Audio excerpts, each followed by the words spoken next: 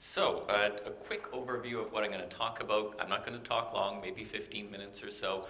I'm going to talk a little bit about what is drought, in particular, its impacts on livelihoods and development in Sub-Saharan Africa. I'm going to talk about how migration fits into the picture and how it links or doesn't link to conflict, and then a few little suggestions on how scientists and science might help policymakers in making connections on how to do development in Sub-Saharan Africa.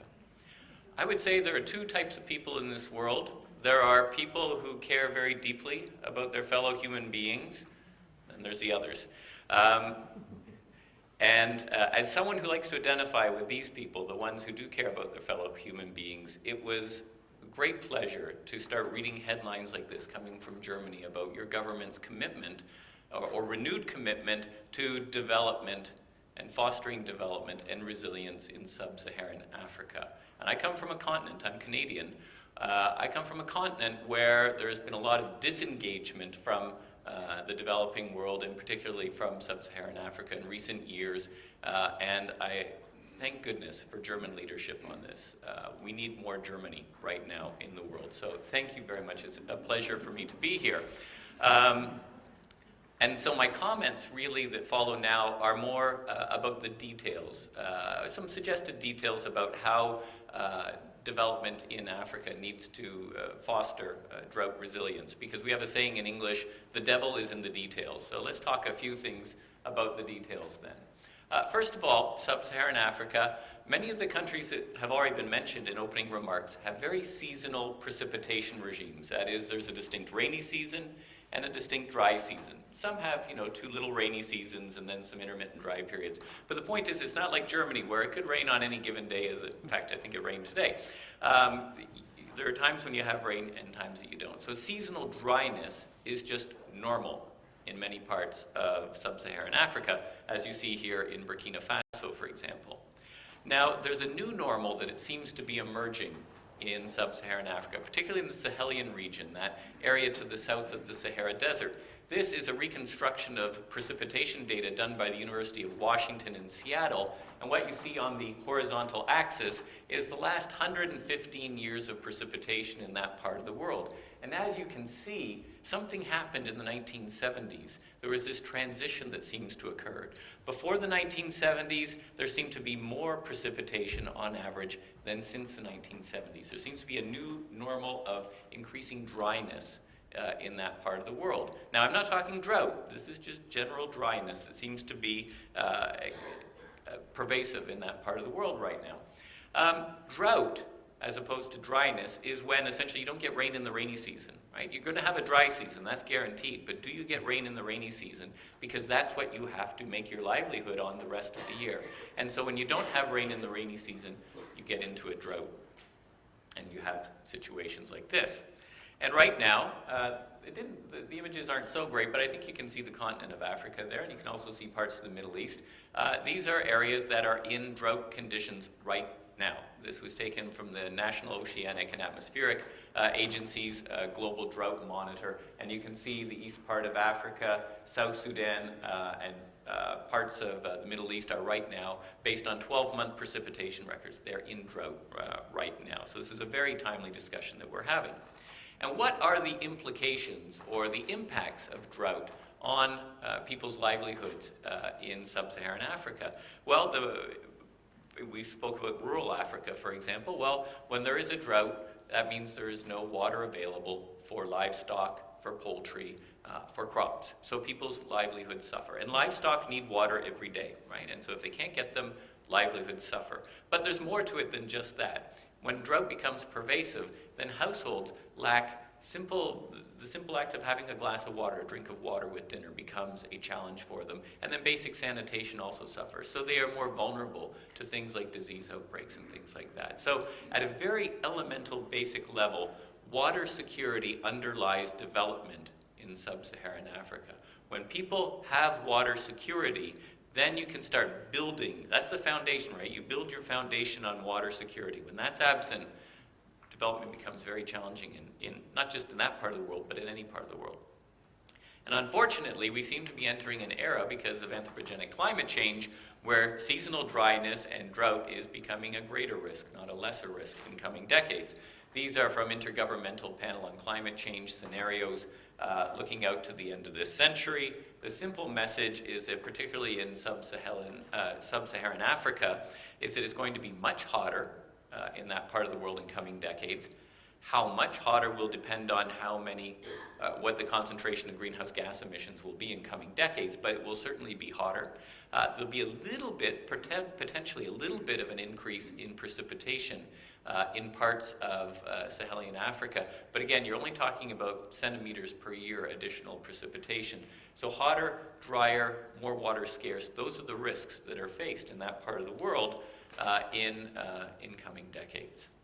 Now, where does migration fit into all of this? Well, wherever you have a seasonal precipitation regime, such as you have in many parts of Africa, as you have in South Asia, you often have migration, especially in rural areas, and that's because people adapt to the seasonality of the climate through migration. Sometimes they adapt the livelihood itself, so that means they'll become pastoralists, and they'll actually move their livestock from one region to another in accordance with the seasons. Or in other places, and this is becoming increasingly more common, is that it's something in West Africa they call eating the dry season. It's when the dry season occurs, the young people migrate out of the rural areas to the cities in order to try and find opportunities to earn money, remit money home, and they'll go back to the rural areas when the wet season comes, when their labor is needed in the countryside again. And so you get this sort of ebb and flow of people from the countryside to the urban centers with the seasons as well. Very common strategy. Now, droughts, when droughts occur, they start to have an effect, an influence on these migration patterns, and not always the way we are led to believe in the media. The amount of migration that takes place over long distances, say from West Africa to Europe or from East Africa to Europe, actually tends to go down during droughts. And the reason being is that when you think about it, sending a young man or a young woman from a household in Sub-Saharan Africa to Europe is very expensive, it's quite dangerous, and when that person is gone, their labor is missing from the household. It will take a year or more before that person, if they are successful in reaching their migration destination, a year or more before they can start remitting money home. So in the meantime, the household has to take that risk. A drought is not a good time to take that risk. In fact, migration over long distances tends to go up when seasons are good, when conditions are good, when the family has a little bit of money in their pockets and they can afford to take that risk, right? What happens in droughts is that short distance, short-term migration goes up. So instead of sending a young man or a young woman farther afield, that person will go to the nearest city or to another rural area that's not so drought-stricken, where they can find jobs, where they can earn money and remit it back home. So you get an increase in short-distance movement of people, often to places where water is less scarce. So when you have a drought like what you're experiencing now in Sub-Saharan Africa, you will see an increase in short-distance migration within the region. Now then, conflict. Again, it's a complicated relationship between drought, migration, and conflict. When there is a drought, it is not automatic that people turn around and start hitting their neighbors over the heads with sticks or shooting them. Although that's the way it's often represented in many ways, that, oh no, there's a drought, a conflict emerges.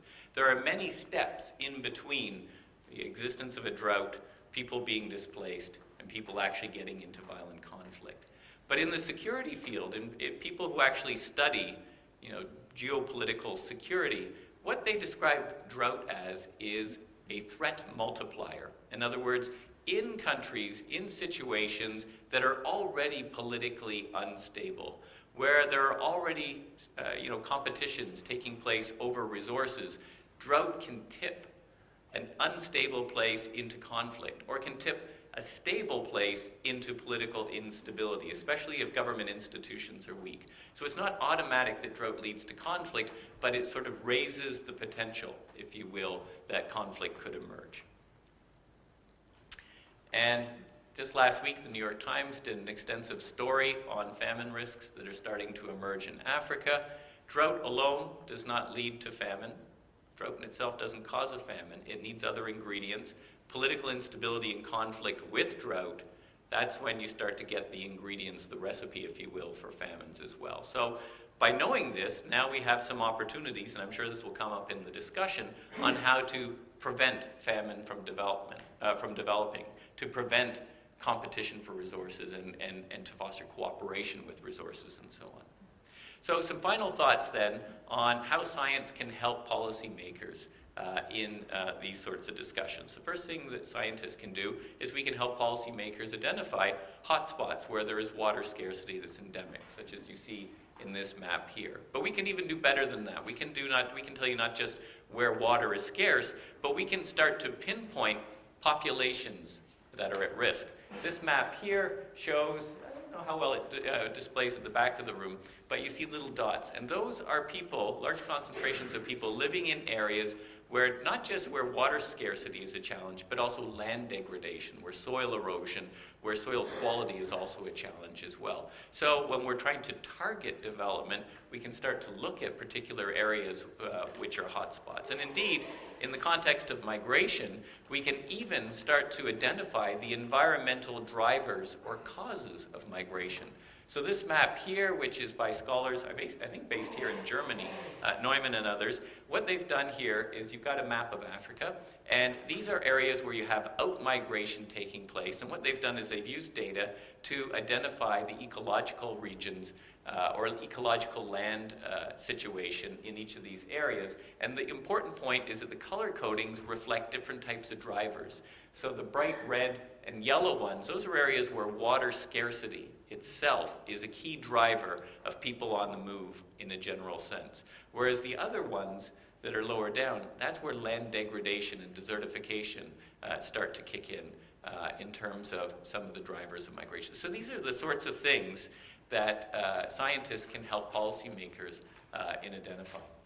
So to sort of wrap up then my opening comments then, and again, coming back to this very, very important initiative to make a reinvestment in and a recommitment to development in Sub-Saharan Africa. If we want to achieve food security, if we want to achieve sustainable livelihoods, if we want to achieve resilience at the community level in the countries that we're talking about, there are three key ingredients. The very most elemental one is water security. If people have stable and secure access to clean water for drinking and sanitation, you've got the bedrock then on which you can build good development. The second thing is that migration will occur. And I'm talking about migration within the regions that are affected. And it's not to be feared. It's not to be demonized or anything like that. Migration is a natural adaptation process that households will use to adjust and cope with variability in precipitation and drought in and of itself, right? And then the third thing is, and this came up in the opening remarks as well, is reliable government institutions. These are three key ingredients to achieving long-term development goals and partnerships in Sub-Saharan Africa. So vielen Dank, Dankeschön. Thank you very much for having me here. Scientists are very good at monitoring actual in real-time drought conditions. So you can go online right now, any of your viewers can go online and go to the NOAA's global drought monitoring website, and they can see where droughts are actually happening. Now in terms of projecting out into the future, well obviously the farther you go out into the future, if you're thinking about 10, 20 years from now, the data become a little bit more error prone. That said, when we're looking at things like extreme temperatures, hotter temperatures in the future because of climate change, we can model that reasonably well, and we can tell you, for example, that in Sub-Saharan Africa temperatures will rise by several degrees over the course of this century. Precipitation or rainfall data, a little bit harder to model. That said, even in a best case, most optimistic scenario for Sub-Saharan Africa, the amount of additional rainfall we might hope for under global climate change, and that is a possibility, will not be nearly enough to offset the elevation in global temperatures. So that part of the world is likely to become increasingly drier and more drought prone in coming decades.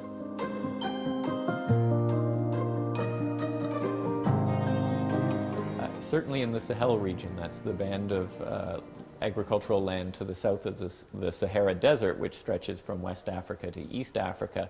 In that part of the world, we're quite confident that temperatures are going to rise by at least 1.5 degrees Celsius before the end of the century, and probably more. It just depends on, the probably is how much more greenhouse gas emissions are we going to emit in coming decades. It could rise as much as 3, 4, 5 degrees Celsius, depending on the scenario. In terms of precipitation, that part of the world, especially in East Africa and the eastern part of the Sahel, could expect maybe a 5 or 10% increase in precipitation.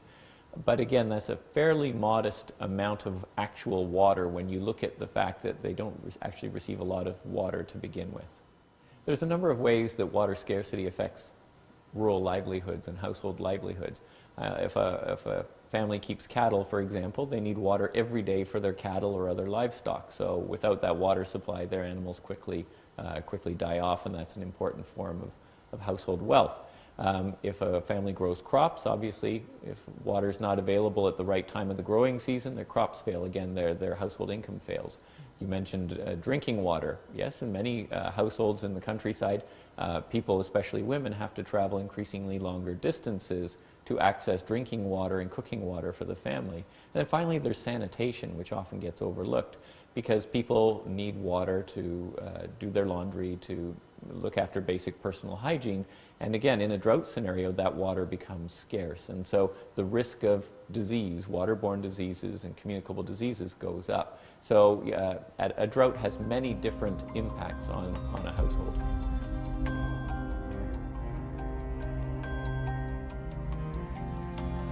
Researchers who've actually looked at migration patterns during drought years have found that when a drought strikes, especially in rural areas, there's an increase in the amount of migration, but it tends to be an increase in short-distance, short-term migration from the countryside to the nearest city, or from a drought-stricken part of the countryside to a less water-scarce part of the countryside.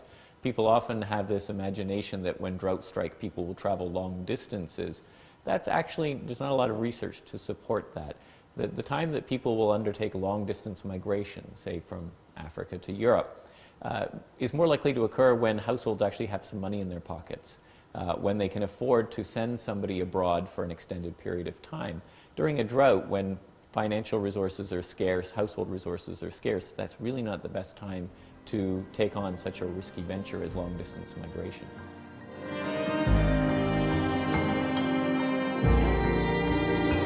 There have been a number of statistics that have been circulated in the last decade or so about how many environmental refugees or how many climate change migrants there are around the world. And the simple answer is that nobody really knows for sure. The reason is that we don't actually ask people, are you a climate change refugee? I mean, we do in certain cases, but there's no global database that we can turn to. If we look at, for example, just simply disaster displacement, people who are knocked out of their homes because of a landslide or a flood or that type of natural disaster, we can see that in any given year there's between 15 and 25 million people around the world displaced. But those are the really obvious ones, the ones that make Deutsche Welle's evening telecast. The more subtle types of climate-related migration, the family that loses its farm because of a drought and decides they have to migrate, that goes unrecorded. So what I can say is this, is that if we continue on our current track, where we do very little to stop the causes of anthropogenic climate change, and we do very little to help vulnerable countries adapt to the consequences of climate change, then we will have tens of millions, if not hundreds of millions of people displaced around the world before the end of this century, if we continue on the path that we're going. But there is still room to change our course.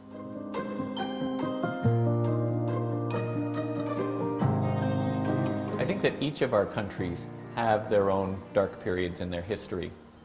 We know what Germany's are. In Canada, ours has been the mistreatment of our Aboriginal people. We recognize those, and we try to do better in the future, I think, is the way we need to go forward. So yes, European countries in general have long historical relations with Sub-Saharan Africa, not always good relations. But that said, that's not an excuse for inaction. In fact, if anything, it raises the importance of being proactively engaged in that part of the world on an equal footing with the people who live there. So during our discussions, we talked a lot about top-down development versus bottom-up development. Bottom-up development means Germany, Canada, other Western nations going into Africa and saying, we want to help. We realize we're part of the problem. We want to be part of the solution as well. How do we do this? And so engaging with our partners in those parts of the world on an equal footing and providing them the resources that they themselves cannot generate. I think that's the way we need to look at this going forward. I think that all of these ideas, like the one you're talking about in terms of ecosystem restoration and so on, it's like building a puzzle. I think each one is part of creating the solution to the bigger problem. So definitely ecosystem restoration, for example, planting trees where those have been removed in the past, implementing agricultural practices that conserve soil rather than degrading it. These are good steps to take in terms of both building rural capacity and rural livelihoods in those countries that are affected by these problems, but also building a longer-term capacity to deal with climate change, with future economic and political tensions as well. I think that is one step going forward. And it's an easy one. We know what that problem is, and we know what the solutions are to it. So why not? Why not tackle those now?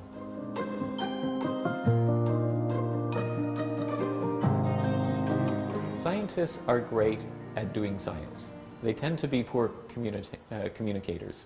Scientists get very uneasy when they're on camera like I am right now.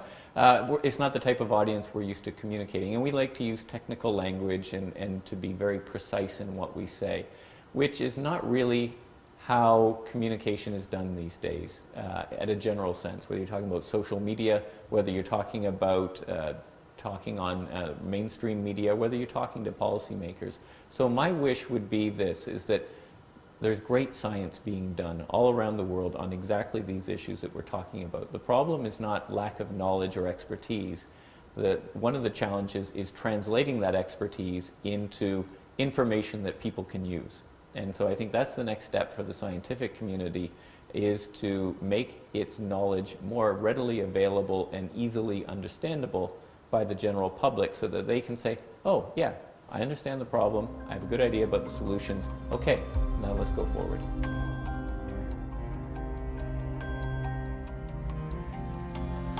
In recent months, there's been a lot of talk in Germany about a Marshall Plan for Africa, a reinvigorated reinvestment and recommitment to doing development work in Africa. And I really think, and I come at this as a North American, I really think that this is admirable. The German government is showing leadership in a field where many Western nations are retreating from it. And so my hope is that the spirit that informed the decision to go forward with this Marshall Plan continues, not just here in Germany, but in Europe more generally, and across the G7, the G20 nations as well.